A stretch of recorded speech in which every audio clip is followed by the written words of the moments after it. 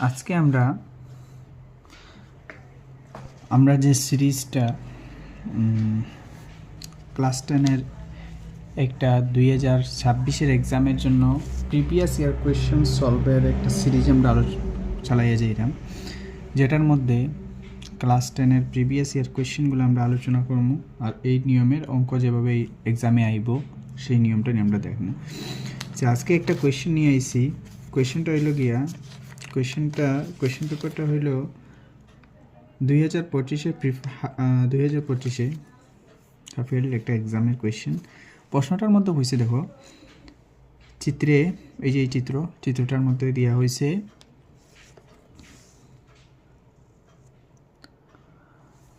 কইছে 7 সেন্টিমিটার ব্যাসার্ধের একটি বৃত্ত পি বিন্দু থেকে স্পর্শক, 7 সেন্টিমিটার ব্যাসার্ধের একটা বৃত্ত যেটা পি বিন্দু থেকে স্পর্শক পিটি অঙ্কন করা হয়েছে। পিটি একটা অঙ্কন করা হয়েছে, পিটি ইকুয়াল টু 24, পিটিরে হয়েছে 24 সেন্টিমিটার। যদি ও বৃত্তের কেন্দ্র হয়, যদি ওই ওটা বৃত্তের কেন্দ্র হয়, তাহলে পি আর এর মান নির্ণয় করো। তাহলে পি আর ওর মান আমরা বাইর করতাম, কত সেন্টিমিটার হইব তা বাইর করতাম। ঠিক আছে, চলো আমরা এটা কীভাবে সলভ করা হয় তা আমরা দেখি।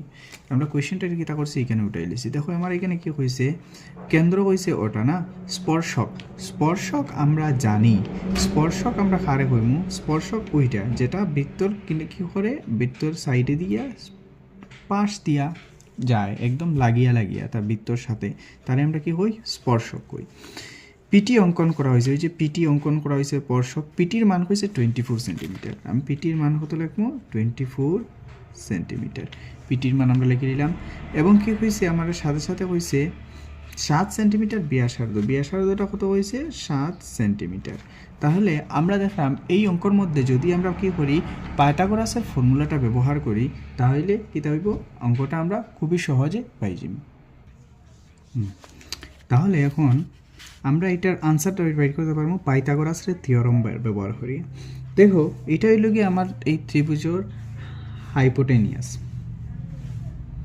এই হলো বেস, আর এটা হচ্ছে আমার কি, এটা হচ্ছে পারপেন্ডিকুলার। সো দ্যাট আমরা পাইথাগোরাসের ফর্মুলা অনুসারে আমরা কি হয়,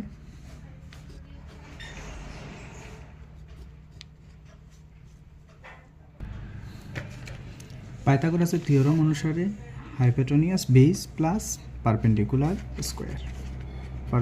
স্কোয়ার, সো দ্যাট আমার এখানে হাইপোটেনিয়াস কত হয়েছে, আমার কত লাগছে, implies PO square equal to base কত লাগছে, দেখো পিটি, বেস কি লাগছে, পিটি, আমি দেব পিটি হোল স্কোয়ার প্লাস আমার এখানে পারপেন্ডিকুলার হতে হয়েছে ওটি হোল স্কোয়ার, পিও আমি বাইর করবো, পিও স্কোয়ার, পিটি আমার কত হচ্ছে 24, দেখো পিটির মান কত লাগছে 24 স্কোয়ার প্লাস ওটির মান কত দিয়েছে, দেখো ওটির মান 7 centimetre, 7 square.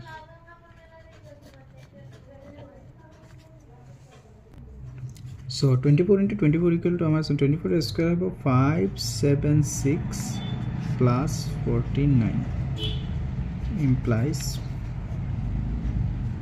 p square equal to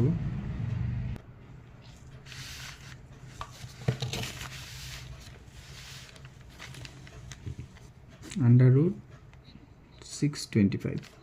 তো 625 দেখো আমি একদম বাঙ্গি একদম পুরো লাইন বাই লাইন করলাম, সো দ্যাট একটু লম্বা হয়ে করলাম, এগুলা স্কিপই করতে পারো তোমরা। ঠিক আছে, আমরা জানি 25 625, তাহলে এখানে কি হয়েছে, ক্যান্সেল হয়ে যাব, একটা ক্যান্সেল হয়ে যাব, আমার কাছে কি হইব, পিও ইকুয়াল টু 25 সেন্টিমিটার। বুঝে গেছে, দেখো আনসার এখনও বাইরে হয়েছে না এটা, দেখো এখানে কি হয়েছে, পিওর মান বাইরেছে, পিও বাইরেছে আমার 25 সেন্টিমিটার। কিন্তু আমার কি হয়েছে এখানে কোয়েশ্চেনের মধ্যে, দেখো আমার কোয়েশ্চেনের মধ্যে হয়েছে পিআর এর দৈর্ঘ্য কত হবে। তাহলে পিআর এর দৈর্ঘ্য বাইর করতে হইলে আমার এখানে কী করতে হইবে, যেহেতু এটাও একটা, এই টুকরাটাও একটা ব্যাসার্ধ, সো দ্যাট এটাও আমার একটা কত সেন্টিমিটার, এটাও 7 সেন্টিমিটার। 25-এর সাথে যদি 7 সেন্টিমিটারে আমি অ্যাড করি তাহলে আনসারটা পাই, সো দ্যাট এটা আমরা ওইরকম লিখতে পারি, লম্বা অঙ্কের মধ্যে এরকম লিখতে পারি, according to question PR equal to PO plus OR, PR equal to PO equal to 25 plus OR equal to 7 implies PR equal to 32 centimetre. এইটা আমার আনসার। ঠিক আছে, আশা করছি বোঝা গেছে খুবই সহজভাবে অঙ্কটা। তাহলে আমার আনসারটা কি হবে? 32 সেন্টিমিটার। আশা করছি আগের প্রশ্নটা বুঝতে পারছো। তাহলে সেম ধরনের একটা প্রশ্ন আমরা এক্সারসাইজ করবো, এটা তোমরা হোমওয়ার্কে করি, আনসারটা আমার কমেন্টে জানাই দিবা। এখানে কি আছে দেখো। এটা প্রশ্ন হচ্ছে চিত্রে 4 সেন্টিমিটার ব্যাসার্ধে একটি বৃত্ত পি বিন্দু থেকে স্পর্শক পিটি অঙ্কন করা হয়েছে, যেখানে পিটি 3 সেন্টিমিটার। যদি বৃত্তের কেন্দ্র হয় তাহলে PR এর দৈর্ঘ্য হবে। এখানে PR এর দৈর্ঘ্যটা বাইর করে দিবা। ওই যে ওইখানে যেটা নাম্বার যেগুলো আছে সবগুলো চেঞ্জ করা আছে। আশা করছি তোমরা আগের অঙ্কটা ভালো করে বুঝছো। ওই অঙ্কর অনুসারে এই অঙ্কটা তোমরা করিয়ে আমার দিবা। ঠিক আছে।